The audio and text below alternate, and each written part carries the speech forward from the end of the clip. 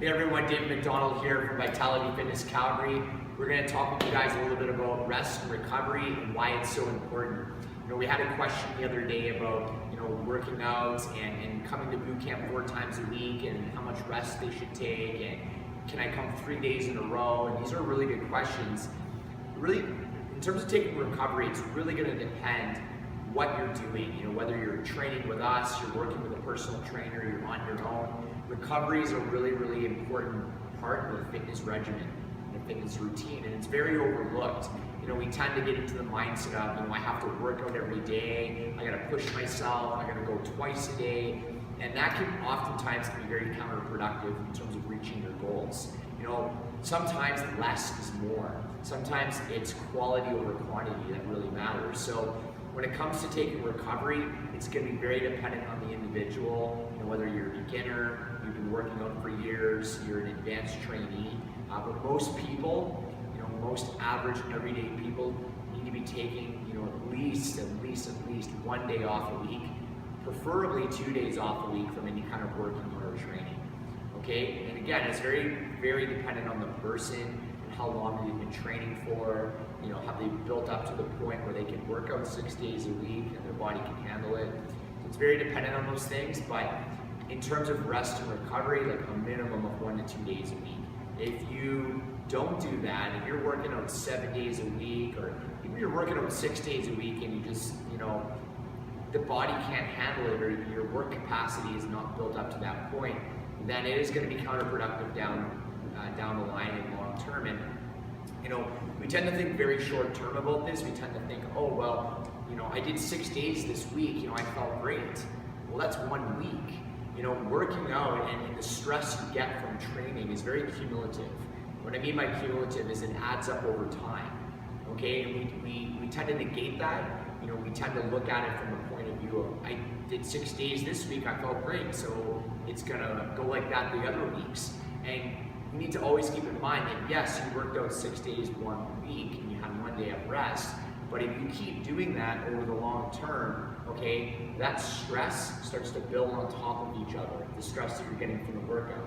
Okay, so if you're not getting sufficient recovery, if that 1 day a week is not enough to recover from those other days of training, well, that stress is going to add up and add up and add up and add up. And then pretty soon down the line, if we're not getting enough recovery, that can lead to an injury, it can lead to getting sick, it can lead to feeling really lethargic and low energy and tired, and then boom, 4 months down the road, we're wondering why did I get that injury, or why am I not motivated to go work out, or why do I feel like crap when I go to the gym?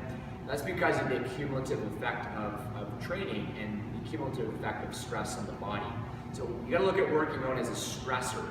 Okay, when you train, you are putting stress on your body, putting stress on your central nervous system, all your muscle tissues, your cells. So we're putting a lot of stress on the body, and we need to have recovery from that. When it comes to recovery, some of the things we want to keep in mind: getting enough rest, so getting enough sleep.